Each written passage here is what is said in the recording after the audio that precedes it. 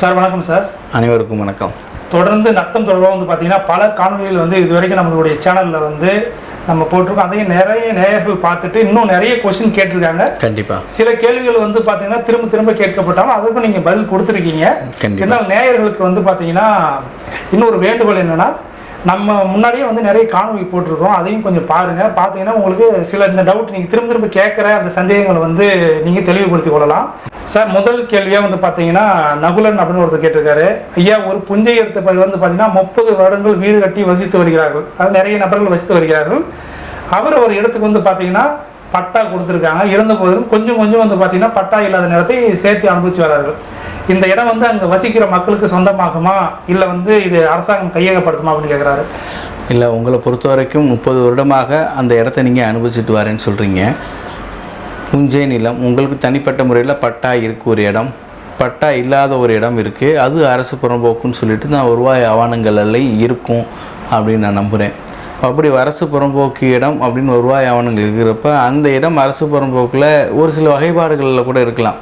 சந்தை புறம்போக்கு, ரோடு புறம்போக்கு, ஏரி புறம்போக்கு, வாய்க்கா புறம்போக்கு, இந்த மாதிரி ஏதாவது ஒரு வகைப்பாடுகளில் இருந்துச்சு அப்படின்னா அந்த இடத்த பொறுத்த வரைக்கும் நீங்கள் உரிமை கோருவதில் ஒரு சந்தேகம்தான்.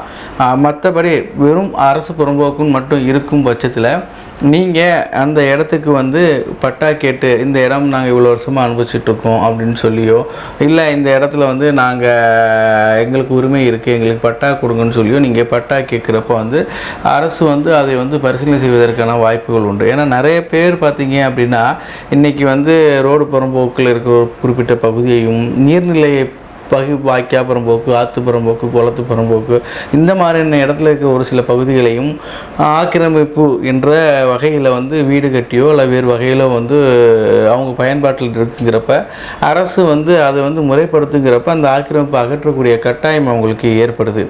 மற்றபடி இந்த இடத்துல நீ அந்த மாதிரி எதுவுமே இல்லாமல் மொட்டையாக அரசு புறம்போக்குன்னு இருக்கிறப்ப ஊருக்கு பயன்பாட்டுக்கு அது தேவைப்படாத பட்சத்தில் நீங்கள் பட்டா கேட்டு விண்ணப்பிக்கும் பட்சத்தில் அரசு அதை பரிசீலனை செய்வதற்கான வாய்ப்புகள் உண்டு. பயன்படுத்திக்கணும். சார், அடுத்த கேள்விங்க சார். கண்டிப்பாக. ஐயா, நத்தம் மனை 37 சென்ட் நிலத்தை பார்த்தீங்கன்னா நானும் எனது சகோதரர்களும் பார்த்தீங்கன்னா கிரயம் வாங்கி அனுபவம் செய்து வந்தோம். சகோதரர் பார்த்தீங்கன்னா பிள்ளை படிப்புக்காக எனக்கு 15 சென்ட் செட்டில்மெண்ட் எழுதி கொடுத்துள்ளார். சரி. மீதி இடத்தை விற்பனை செய்து விட்டார். சரி. கூட்டுப்பட்டா உள்ளது, அதில் நம்பர் மாற்றிவிட்டார்கள். அடங்களில் நம்பர் பெயர் எதுவுமே இல்லை. சரி. இதற்கு நான் என்ன செய்ய வேண்டும், பதில் சொல்லுங்கள். இல்லை, இப்போ முதல் 37 சென்ட் உங்களோட சொத்துன்னு சொன்னீங்க பார்த்தீங்களா, அந்த 37 சென்ட்டுக்கு உங்கள் பேரில் பட்டா இருக்கா அப்படிங்கிறத முடிவு பண்ணிக்கோங்க. இல்லை 37 சென்ட்டை நீங்கள் யார்கிட்டேருந்து வாங்குறீங்களோ அவங்க பேரில் பட்டா இருக்கா அப்படிங்கிறத நீங்கள் முடிவு பண்ணிக்கோங்க. அதை நீங்கள் முடிவு பண்ணிட்டீங்க அப்படின்னா நீங்கள் 37 சென்ட்டுக்கான வருவாய் ஆவணங்கள் தெளிவாக இருந்தால் மட்டும்தான் நீங்கள் அந்த 15 சென்ட்டை பற்றியோ இல்லை அவர் விற்பனை செய்யப்பட்ட சொத்தை பற்றியோ உங்களை பேச முடியும். ஓகேவா? அதனால் 37 சென்ட்டை பொறுத்த வரைக்கும் யாரிடம் வாங்கினீர்களோ அவங்க பேரில் ஆவணம் தெளிவாக இருக்கும் பட்சத்தில் வேறு வழியே அரசு அதிகாரிகள் கிடையாது. அந்த 37 சென்ட்டில் உங்களுக்குரிய பங்கையும் நீங்கள் உங்கள் சகோதரர் உங்களுக்கு செட்டில்மெண்ட் பண்ண சொத்துக்கான பங்கையும் உங்களுக்கு சட்டப்படி பட்டா பெயர் மெட்ரிக் கொடுப்பாங்க. நீங்கள் என்ன பண்ணுறீங்க அப்படின்னு சொல்லி கேட்டிங்கன்னா உட்பிரிவுடன் கூடிய தனிப்பட்டாவுக்கு நீங்கள் அப்ளை பண்ணுங்க. அப்ளை பண்ணுறப்போ வருவாய் அதிகாரிகள் அந்த செயின் லிங்க் கரெக்டாக இருக்கும் பட்சத்தில் உங்களுக்குரிய பங்கு ப்ளஸ் உங்கள் சகோதரர்கிட்ட நீங்கள் வாங்கிய சொத்துக்கும் தனிப்பட்ட வழங்குவதற்கான வாய்ப்புகள் உண்டு. அந்த சர்வே நம்பரில் தப்பு இருக்குது, அந்த இதெல்லாமே நீங்கள் அங்கே வச்சு நீங்கள் தாலுக்கா சர்வேயர் மூலியமாகவும் விஓ மூலியமாகவும் சரி செய்வதற்கான வழிமுறைகள் இருக்குது. நீங்கள் அதை பயன்படுத்திக்கங்க. சார், அடுத்த கேள்வி வினோத் கேட்டிருக்காரு. கண்டிப்பாக. எங்களுடைய நத்தம் லேண்டு காலி நத்தம் லேண்ட் அப்படின்னு சொல்லியிருக்காரு. காலியாக இருக்கு. சரி. பக்கத்து வீட்டுக்காரர்கள் நேம் பார்த்தீங்கன்னா கூட்டுப்பட்டாவில் வந்திருக்கிறது. சரி. நாங்கள் இப்பொழுது வீடு கட்டியிருக்கிறோம். இப்போ அப்ளை பண்ணினா கூட்டுப்பட்டாவில் நேம் சேர்ப்பார்களா இல்லை தனிப்பட்டா கொடுப்பாங்களான்னு கேட்குறேன். இல்லை, இப்போ உங்களோட சொத்து காலியாக இருக்குன்னீங்க, இப்போ நீங்கள் வீடு கட்டியிருக்கேன்றீங்க, உங்கள் பேரில் ஏற்கனவே பட்டா இருக்கிறதுனால தானே நீங்கள் கூட்டுப்பட்டா இருக்குன்னு சொல்லியிருக்கீங்க. அப்படிங்கிறதுனால உங்களோட பேரில் ஏற்கனவே பட்டா இருக்கும் பட்சத்தில் அவர் பேரும் சேர்ந்து வருது அப்படிங்கிறப்ப அவருடைய இடத்துக்கும் சேர்ந்து அங்கே பட்டா வருதாங்கிறத நீங்கள் வெரிஃபை பண்ணணும். உதாரணத்துக்கு நீங்கள் ஒரு 3 சென்ட்டாக அனுபவிச்சுட்ருக்கீங்க, அந்த கூட்டுப்பட்டா அந்த 3 சென்ட்டுக்கு மட்டும்தான் இருக்கா, இல்லை அவரோட 3 சென்ட் 6 சென்ட்டுக்கு இருக்காங்கிறத பாருங்கள். உங்களோட இடத்துக்கு தான் இருக்குது, ஆனால் அவர் பேரும் சேர்ந்து வருது அப்படின்னா நீங்கள் அந்த அவர் பேரை நீக்கிறதுக்கான மனுவை தாசில்தார் மூலியமாகவோ இல்லை ஆர்டிஓ மூலியமாகவோ கொடுத்து பதிவு தபாலை மேக்ஸிமம் கொடுக்க கற்றுங்க. எல்லாருமே நேரில் கொண்டு போய் கொடுக்குறாங்க, மனு நல்லா கொடுக்குறாங்க, ஜமாமந்தியில் கொடுக்குறாங்க, அதில் நடவடிக்கை எடுக்கலைங்கிறாங்க. எவிடன்ஸ் எதுவுமே உங்கள் கையில் இருக்காது. அதனால் நேரில் கொண்டு போய் மனு கொடுத்திருந்தாலும் பதிவு தபாலில் ஒரு மனுவை கொடுத்துக்கோங்க. அதை கொடுத்துட்டு அதில் விசாரணையை கட்டாயப்படுற ரெகுலராக நீங்கள் அலையிறப்போ வந்து விசாரணையை வந்து முறைப்படுத்தி அவங்க பெருசாக ஆட்சேபனை பண்ணாத பட்சத்தில் உங்கள்கிட்ட ஆவணம் தெளிவாக இருக்கும் பட்சத்தில் அவர் பேரை நீக்கிறதுக்கான வாய்ப்புகள் உண்டு. வழி இல்லை அப்படின்னா உங்கள்கிட்ட வேறு என்ன டாக்குமெண்ட் இருக்குது பட்டாவை தவிர அப்படிங்கிறத பார்க்கணும். பட்டாவை தவிர நீங்கள் ஏதாவது பத்திரம் இருக்கீங்க அப்படின்னா சட்ட போராட்டத்தை நீங்கள் நீதிமன்றம் மூலமாக தொடங்குவதே உத்தமமாக இருக்கும்.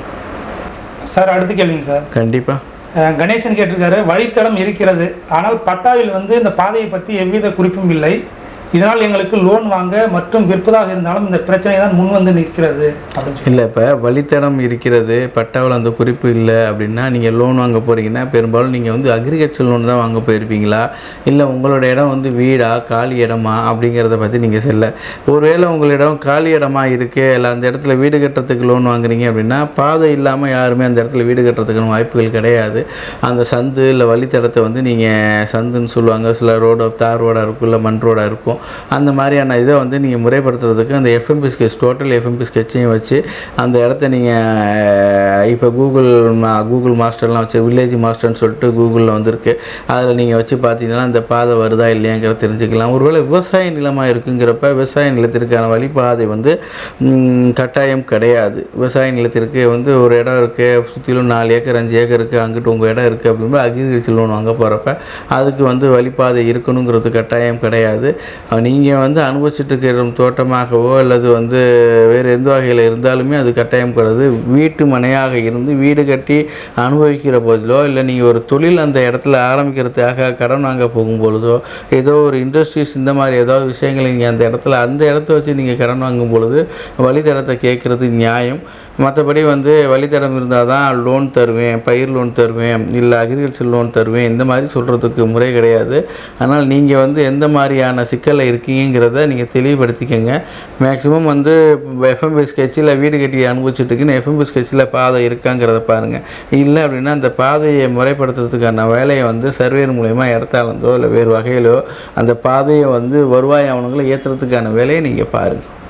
சார் அடுத்தது சோஷியல் மீடியா அப்படின்னு ஒருத்தர் கேள்வி கேட்டிருக்காரு. எங்களுடைய இடத்துக்கு வந்து பார்த்தீங்கன்னா விற்பனை செய்வதற்கு முன் அரசு சர்வேர் வந்து பார்த்தீங்கன்னா சரிவர இடத்த சர்வே பண்ணலை அப்படின்னு சொல்லியிருக்காரு. அதில் வந்து பார்த்தீங்கன்னா நான் ஆட்சேபனை தெரிவித்தேன். அதாவது ஆப்செட் முறையில் குறுகிய கிராஸ் முக்கோண வளைவிடங்களில் சரிவர சர்வே வந்து பண்ணலை. இப்போ வந்து நான் வந்து நிலத்திற்கு சர்வே கட்டணம் கட்டி உள்ளேன். இந்த விடயத்தில் உங்கள் யோசனை மேலும் ஏதாவது இருந்தால் ஆலோசனை கூறுங்கள் அப்படிங்கிறார். இல்லை உங்களை பொறுத்த வரைக்கும் வித்துட்டேங்கிறாரா இல்லை வாங்கியிருக்காராமா? விற்பனை செய்கிறாரு. இப்போ சேல் பண்ணுற ஐடியாவில் இருக்கார். இப்போ நீங்கள் சேல் பண்ணுற ஐடியாவில் இருக்கீங்க அப்படின்னா 2 விஷயம். உங்கள் பேரில் பட்டா சரியாக இருக்காங்கிறத பார்த்துக்குங்க. இது பட்டா ப்ராப்பர்ட்டியா இல்லை பத்திரம் மூலம் பட்டா உருவாகி வந்த ப்ராப்பர்ட்டியா அப்படிங்கிறதையும் பார்க்கணும்.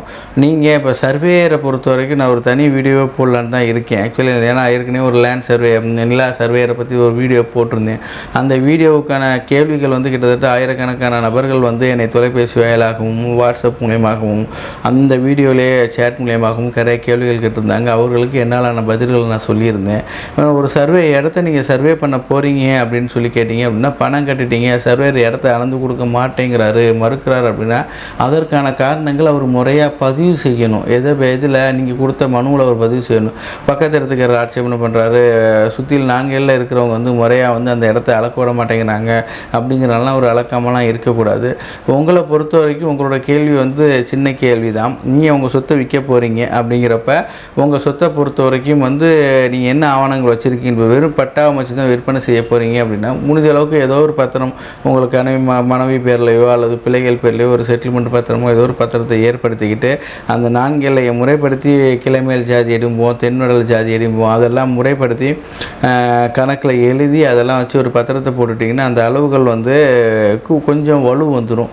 அதுக்கப்புறமேட்டு நீங்கள் வந்து சர்வேரை வச்சு நீங்கள் தனிப்பட்டா வாங்கிட்டு அந்த இடத்த விற்கிறப்ப நடவடிக்கையில் செய்கிறீங்க அப்படின்னா வாங்குபவர்களுக்கும் ஒரு நம்பிக்கை இருக்கும். ஒரு பத்திரத்தை வச்சுருக்காரு, பத்திரத்தை பேஸ் பண்ணி தான் விற்கிறாரு அப்படிங்கிற ஒரு நம்பிக்கை வரும். அந்த இடம் வந்து பார்த்தீங்கன்னா முக்கோணம் வளைவு அப்படின்னு ஒரு ஸ்கொயராகவே இல்லை முக்கோணம் வளைவா ஸ்கொயராக இல்லைங்கிறதுனால தான் நீங்கள் வந்து அந்த இடத்த வந்து ஒரு பத்திரத்தை பண்ணிக்கோங்க. ஒரு மூளை இல்லை கிளைமேல் ஜாதிரி தென்வெளி ஜாதிரி போடுறப்ப இப்போ முக்கோணம் வந்து தென்வெளி ஜாதியில் வரும்னா இங்கிட்டு வந்து 40 அடியாக இருக்கலாம், 30 அடியாக இருக்கலாம்.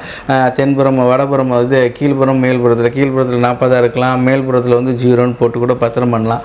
அதனால் நீங்கள் வந்து அந்த மாதிரி ஏதோ ஒரு ஆவணத்தை வந்து பதிவு செய்யப்பட்ட ஆவணங்களில் அதை முறைப்படுத்திக்கிட்டீங்க அப்படின்னா வாங்குபவர்களுக்கு ஒரு தெளிவு வரும். உங்களோட சொத்து விவரத்தில் ஒரு இஷ்யூ இருக்குது, முக்கோணமாக இருக்குங்கிறப்ப 4 இலை போடுறதுல ஒரு இஷ்யூ வரும்.